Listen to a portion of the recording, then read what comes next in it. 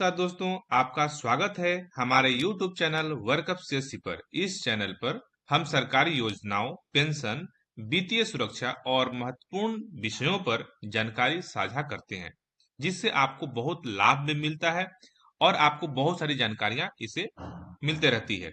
आज के इस वीडियो में हम चर्चा करेंगे, आपको बताएंगे कि अगर आपने कर्मचारी पेंशन योजना यानी कि इम्प्लॉय प्रोविडेंट फंड ईपीएस 95 में 25 वर्ष तक योगदान दिया है और जब आप 58 वर्ष की आयु में सेवानिवृत्त होते हैं तो आपको कितना रुपया मासिक पेंशन मिल सकती है।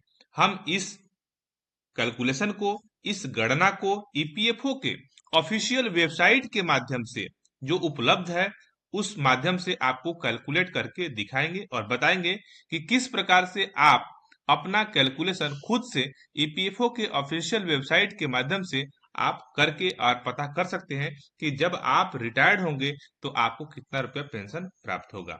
पेंशन की गणना के लिए आपको जैसे फार्मूला मैंने अपने वीडियो में बहुत बार बता चुका हूं कि जो पेंशन का गणना होता है उसका फार्मूला होता है पेंशन योग वेतन गुना पेंशन योग सेवा भागा 70। तो इसी फार्मूले के माध्यम से यह ईपीएफओ भी कैलकुलेशन करता है। तो चलिए मैं आपको दिखाता हूँ। सबसे पहले आप ईपीएफओ के ऑफिशियल वेबसाइट पे आ जाएं, जिसका ऑफिशियल वेबसाइट का लिंक है epfindia.gov.in। ये आप गूगल पे सर्च करेंगे तो इस तरह से आपका इंटरफेस खुलेगा। यहाँ पे आपको सर्विसेज टैब पे जाना है और यहाँ पे इम्प्लॉय सर्विसेज वाले ऑप्शन को पे क्लिक करना है। ठीक है, यहाँ पे आपको नीचे सर्विसेज सर्विसेज वाले यहाँ पे ऑप्शन में मेंबर पासबुक का ऑप्शन आएगा, यहाँ पे आपको क्लिक करना है। मेंबर पासबुक पे जब आप क्लिक करेंगे तो आपके सामने यहाँ पे यूएन और पासवर्ड डालने का ऑप्शन आएगा। मैं यहाँ पे यूएन और पासवर्ड डाल के लॉगिन करता हूँ। आप भी यहाँ पे अपना यूएन पासवर्ड डाल के लॉगिन पहले कर लें। लॉगिन करेंगे, आपके राइट हैंड साइड बिल्कुल ऊपर टॉप में यहाँ पे एक कैलकुलेटर बटन का ऑप्शन दिखाई दे रहा है। इस कैलकुलेटर वाले बटन पे आपको क्लिक करना है। यहाँ पे आपके सामने तीन ऑप्शन दिखाई देंगे, ईपीएफ कैलकुलेटर, ईडीएलआई कैलकुलेटर और पेंशन कैलकुलेटर। यहाँ पे आपको पेंशन कैलकुलेटर वाले ऑप्शन को सिलेक्ट करना है। आपके सामने देख सकते हैं यहाँ पे मेंबर आईडी सिलेक्ट करने का ऑप्शन दिखाई दे रहा है। यदि आप किसी कंपनी में परमानेंट बेसिस पे जॉब कर रहे हैं तो आपका एक ही मेंबर आईडी होगा। यदि आप कॉन्ट्रेक्चुअल बेसिस पे उसी कंपनी में काम कर रहे हैं तो हर जो फिक्स अंतराल पे 2 साल 3 साल पे आपका कॉन्ट्रैक्ट रिन्यूअल होता है और आपका नया पीएफ अकाउंट बनते जाता है। दूसरा यह कि यदि आप अलग अलग कंपनी में काम करते हैं तो हर कंपनी का पीएफ जो है आपका ट्रांसफर कराते गए हैं तो यहाँ पे सभी कंपनियों का पीएफ का यहाँ पे लिस्ट आपको खुल जाएगा। आपको क्या करना है, आपने अगर ट्रांसफर नहीं कराया है तो आप पुराने कंपनी के जितने भी पीएफ है वो सब का सब ट्रांसफर करा लें। ट्रांसफर कराने से आपका पैसा तो आता ही है, साथ में उस कंपनी में जितने दिन आपने सर्विस किया है वह सर्विस भी ट्रांसफर हो जाता है। तो आपको इकट्ठा एक जगह पे सर्विस शो होने लगता है और उसके हिसाब से आपका कैलकुलेशन होता है। यहाँ पे सबसे जो अंतिम आपका पीएफ अकाउंट है उसको सिलेक्ट करेंगे, लास्ट पीएफ नंबर है उसको सिलेक्ट करेंगे। ठीक है, क्योंकि आपने पुराने सभी पीएफ के डिटेल्स को आपने ट्रांसफर कराते गए हैं तो इसलिए आप लास्ट वाले को सिलेक्ट करेंगे। बाय डिफॉल्ट लास्ट वाला सिलेक्ट रहता ही है, अगर नहीं है तो आप सिलेक्ट कर सकते हैं। या फिर कई बार ऐसा भी होता है कि आप 2 या 3 जो भी आपका पीएफ खाता है उसको अलग अलग करके भी देख सकते हैं। मैं आपको दोनों ही तरीका से बताने वाला हूँ। सबसे पहले मैं लास्ट वाले को सिलेक्ट करता हूँ और इसके हिसाब से कैलकुलेशन करके देखता हूँ कि कितना पेंशन अमाउंट आता है और इसको कहीं नोट डाउन करके रख लूंगा, लिख के रख लूंगा। और लास्ट में उन सभी को हम जोड़ लगाकर यह पता कर पाएंगे कि हमें रिटायरमेंट के बाद टोटल पेंशन कितना रुपया मिलेगा। तो हमने यहाँ पे लास्ट सिलेक्ट कर लिया। अब हम नीचे जाते हैं, यहाँ पे आप देख सकते हैं कि मेरा रिटायरमेंट का जो एज है वह 8/5/2046 दिख रहा है, यानी कि मेरा जो रिटायरमेंट होगा 58 वर्ष की उम्र में वो 2046 में होगा। 2046 में मेरा रिटायरमेंट हो जाएगा और जो करंट मेरा वेजेज है वो है 15,000 रुपये। इसी के आधार पर जो एक कैलकुलेशन होगा।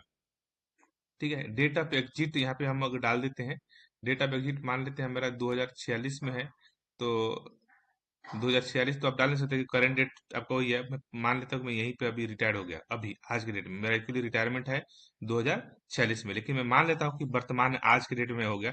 तो आज के डेट में मुझे कितना पेंशन मिलेगा उसको मैं देखता हूँ।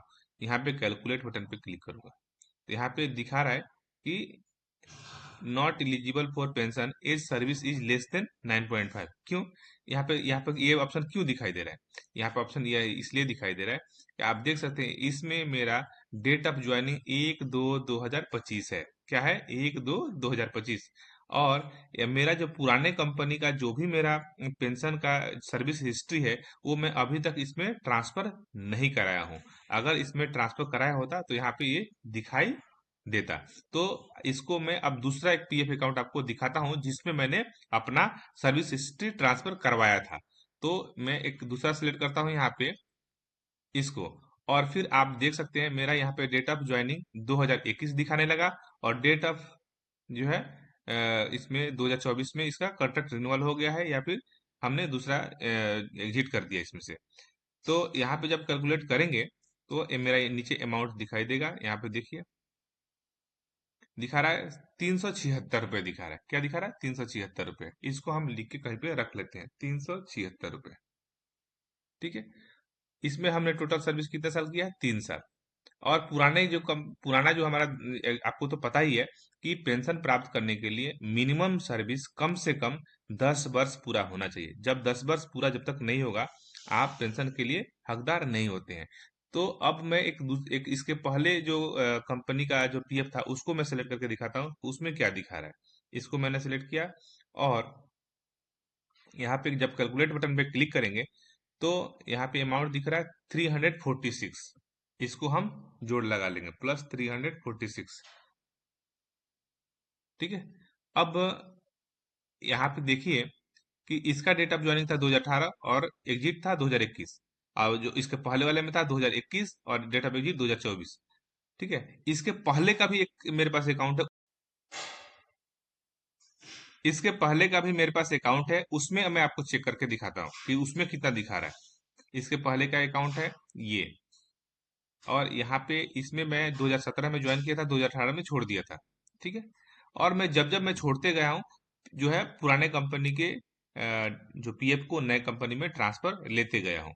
जो वर्तमान में करंट में कर रहा हूँ इसमें अभी मैं ट्रांसफर नहीं कराया हूँ। इस जो मैं सबसे शुरू में आपको दिखाया था वहां पे दिखा रहा था कि 9 ईयर 5 मंथ 9.5 साल से कम हो रहा है। वहां पे इसलिए दिखा रहा था कि अभी मैं ट्रांसफर नहीं कराया हूँ, और यहाँ तक मैंने ट्रांसफर करा लिया। यहाँ पे मेरा जो एवरेज वेजेस था वो 5,945 रुपीज था। इसके हिसाब से जब कैलकुलेट करता हूँ तो देखिए यहाँ पे क्या दिखा रहा है।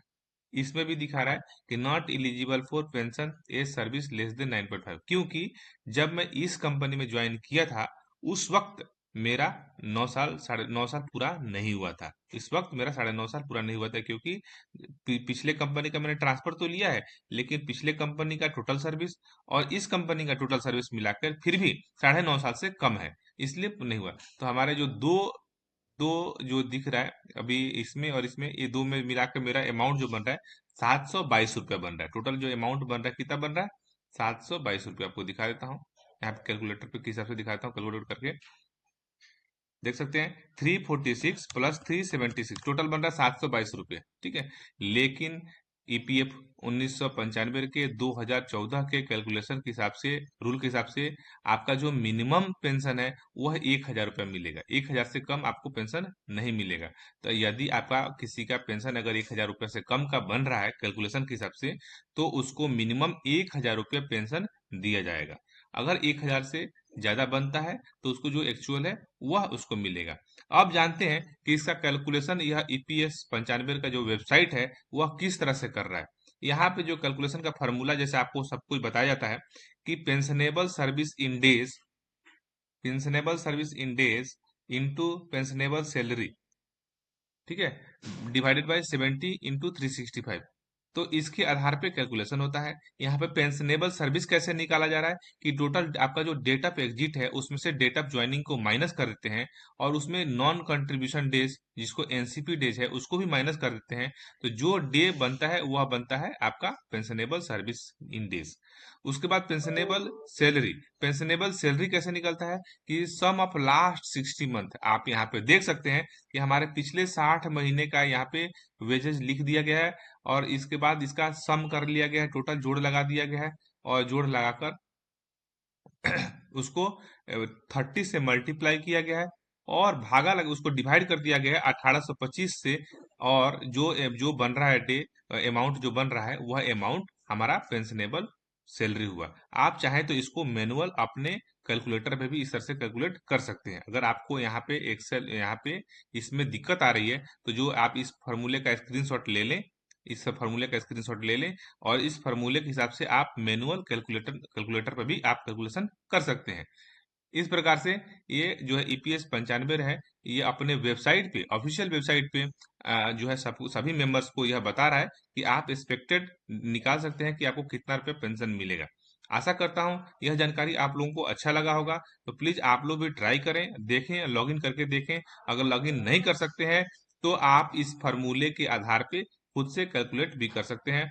यहाँ पे पेंशनेबल पेंशन का कैलकुलेशन कैसे होता है, pensionable service in days multiply pensionable salary in divided by 70 into 365।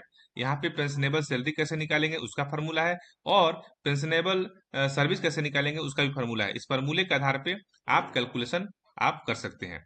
आप इसको 2 या 3 पार्ट में कर सकते हैं, 2014 से पहले, और 1 सितंबर 2014 से पहले, और 1 सितंबर 2014 के बाद। यह इसको 2 पार्ट में कैलकुलेशन करके आप जोड़ लगाएंगे तो आपको एक्सपेक्टेड अमाउंट निकल के आ जाएगा। तो प्लीज वीडियो को लाइक कर दें, और इस वीडियो को ज्यादा से ज्यादा शेयर करें अपने दोस्तों के बीच। और वीडियो पहली बार देख रहे हैं हमारे चैनल पे, तो चैनल को भी सब्सक्राइब कर लें। आपके मन में कोई क्वेरी, कोई फीडबैक या क्वेश्चन है तो आप इस वीडियो के कमेंट बॉक्स में अवश्य लिखें।